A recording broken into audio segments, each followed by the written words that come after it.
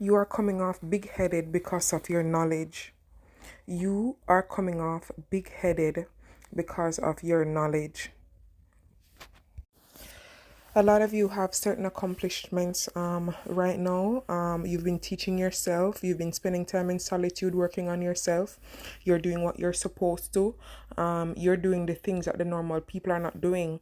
They're just vibrating in their desires. Most of them are just vibrating on two energy levels, just sexual desires, food, and the regular superficial stuff. While you have pulled away to work on yourself in solitude, getting to know the Creator more, knowing yourself, and knowing what your true purpose is on earth. And because you have connected to Source, because you have connected to light, the ultimate light, the Alpha and Omega, there are certain different kingdom downloads that you are receiving. You're receiving the instructions as to how to walk your path perfectly. And these people are judging you and are looking at you like you're big-headed. So, they be monitoring you. They monitor every single thing you do. Even on the job, they send people to watch you, watch what you're doing. The boss watches you, and it seems as if they have the other colleagues watching you as well. People watch you at your home. For example, this is happening to me right now.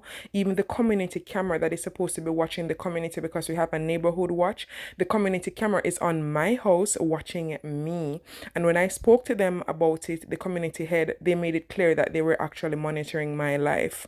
So I'm saying to you guys, it is serious out here. Chosen ones, you know what I'm talking about. Nobody else can really relate because this is really happening to the chosen ones. So they're watching you, they're watching your speech, they're watching your thoughts, they're watching, because I put out quotes as well. They're even reading your quotes and just finding a chance and every loophole they get to watch you, looking out for you on the road, trying to find out your business to see where you'll be, to see if they can show up and be there. Guys, it is serious. It is very deep. It is very deep. And guys, as I said, it's serious. So they're trying to downplay you. So they know your potential, they know you're great, right? So for some of you, you're in the science field, you're in the medical field like myself, and what they're trying to do is to downplay your capabilities, because they're doing that to me right now. So I find that the patients love me, they bond to me, they love the work I do because my approach is different and my approach is unique to me because of how I am as a person and from my heart, right? So my approach is automatically different. It's not a show I'm putting on. I naturally treat people well and do my job well. So I find that there's another physiotherapist on the job and she's trying to downplay me and downplay everything that I do. They're the boss's favorite. There's a lot of bias going on in the workplace and what have you. So, it's a challenge play my capabilities, but I'm just humble. I'm just praying to God because my eyes are open. Of course, I have sight that they don't have, and I'm able to see what they're doing. So all I do is just present it before God.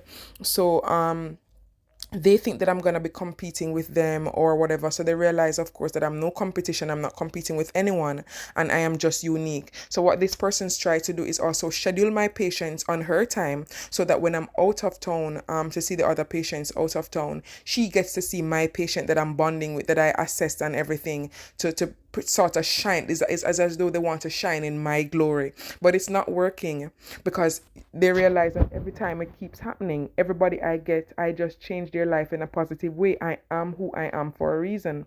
And so they keep recognizing that my knowledge, the way how I do things and my approach is just unique to me and there's really no competition. So pay attention to this. Pay attention to this. They're really watching you, they're monitoring you. They just think that you're big-headed, but they don't know that you have put in the work and God has been working on you and you are who you are for a reason. You take the spotlight naturally, right? You are outshining them and they don't like it. They sit and they query, how can she do that? How does she do this way? You know, they get the same scenario and it's a whole different story, and you get the same scenario and it's a whole different story too, a story that stands out. And every time you stand out and it disgusts them, so they try to make little loopholes to try to tear you down, make the boss see you in a different light, make people see you in a different light. But God is always going to vindicate you. God knows who you truly are from the heart, and these Decepticons will never win because of their heart posture. So yes, they keep projecting their insecurities onto you. But guys, in the next few years, they're gonna see God is gonna blow you up. God is gonna surprise them. Right? This is not a competition. This is you putting in the work, really trying to live how God has intended for you to live, finding your purpose and doing good, right? Making the sacrifice to be a better version of yourself every day. All right. So you're doing well with your knowledge. You're also independent, working your stuff out. There's barely anybody helping you. You're the one doing the research and coming up with these ideas and working on yourself, and you're independent. And people cannot stand this. People cannot stand this, and so they're doing everything in their power to tear you down. All right, to misunderstand you, to downplay your capabilities and your worth and your value, and they will not be able to. And they always have to learn the hard way, chosen one, that after they lose you, whether in that job, that business place, in that family, in that friendship, whenever they lose it, there is no one to replace you. The last hospital I left in COVID, until now, it's been 4 years now, and they're unable to replace me. I am telling you guys, they took me for granted because I was working for free. I was highly taxed and worked for free for 3 years in that hospital, being mocked at, laughed at, barely recognized in that hospital, told I am causing problems in the hospital because I read the Bible to the patients when the patients are too weak to even see or hold their Bible, and they call me to their bedside to read and pray for them. I was obedient. I helped them in every way. I was called into meetings and told I was overstepping and outstepping my responsibilities as a physiotherapist because I'm emptying the patient's catheter and helping the patients with other things.